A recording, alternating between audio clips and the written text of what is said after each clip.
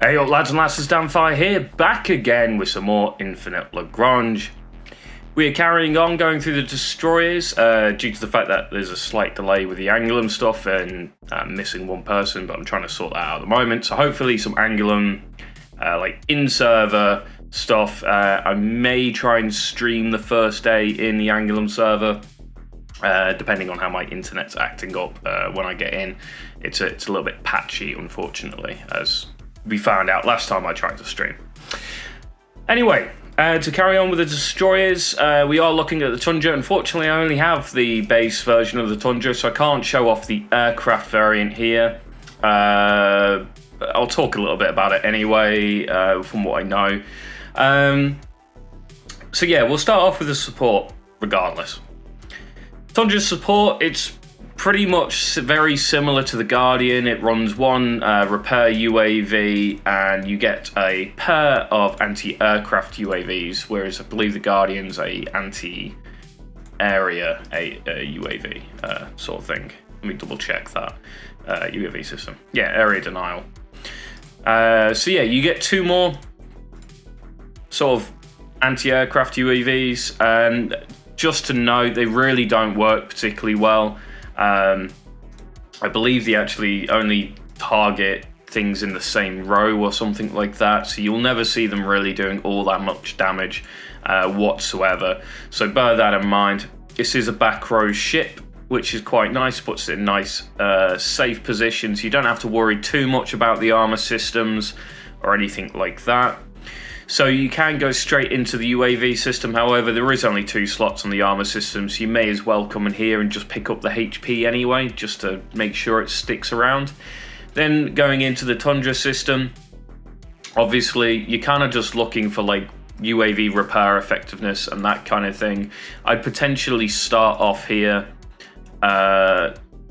maybe with the RTB or maybe with a heal. You can mix and match those as you go. Maybe one RTB into one heal, and then the second RTB into the second heal. There's your 4 slots. Other than that, the hit rate's not really going to do much. Yes, it could potentially buff the anti-aircraft UAVs, but at the same time, they don't really do anything anyway.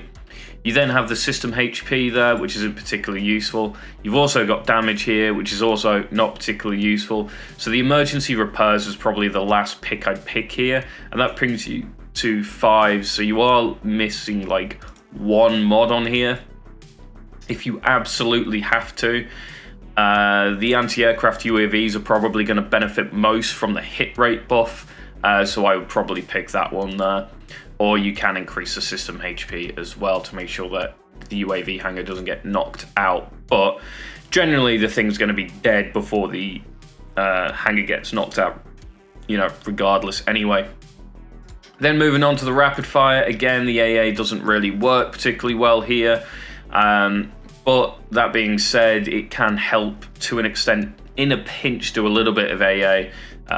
So taking the strategy here is going to be really useful. Lock on from nearby rows. I'd recommend taking the hit rate here and then the double cooldown.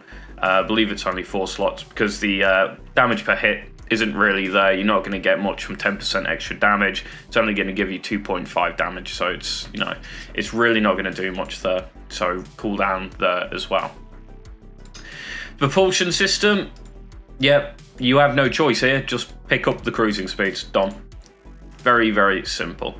So it is a good ship. I personally prefer the Guardian. This does have better AA capabilities than the Guardian does, but both don't particularly have good AA capabilities regardless anyway, unless this gets patched or fixed in the future. So yeah, you are just running it as a heal, and personally, I recommend the Guardian over this due to the fact that they got similar amount of healing capability. At the same time though, the Guardian can inflict a little bit of damage with its missile launching system, and is literally the only reason I probably pick the Guardian over the Tundra. So yeah, if you need that little tiny bit of extra, and I mean like, it's probably going to do like 1% or 2% of your entire anti-aircraft damage in a pinch. This could be set up to do so, and I'd still just not recommend using it. So there you go.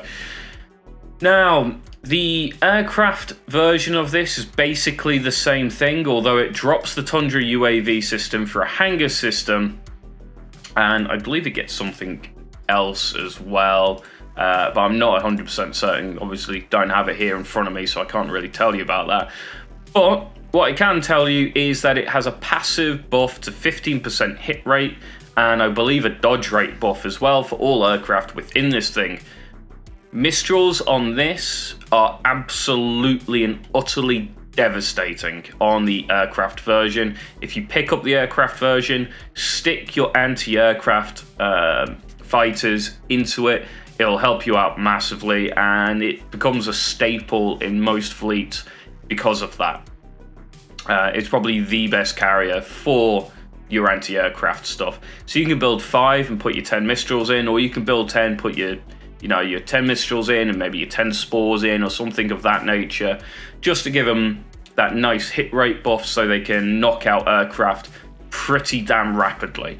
So yeah, on the system itself, again, I'd follow any typical carrier path, and that's where you're going to be trying to buff hit rate first, RTB, then cooldown, and then your damage if you've got any spare slots, because again, most aircraft that are interceptors don't have the biggest damage numbers. They're all about firing quickly, so cooldown buffs are quite nice on them.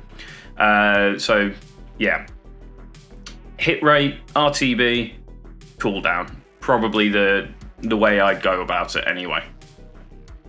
So that is it for the Tundra. Hopefully this is a nice short video due to the fact that I've only got one of them, because some of these have gone on for way too long because I seem to ramble on all the time. Anyway, thank you guys for watching. Don't forget to like, comment and subscribe, and I'll catch you next time.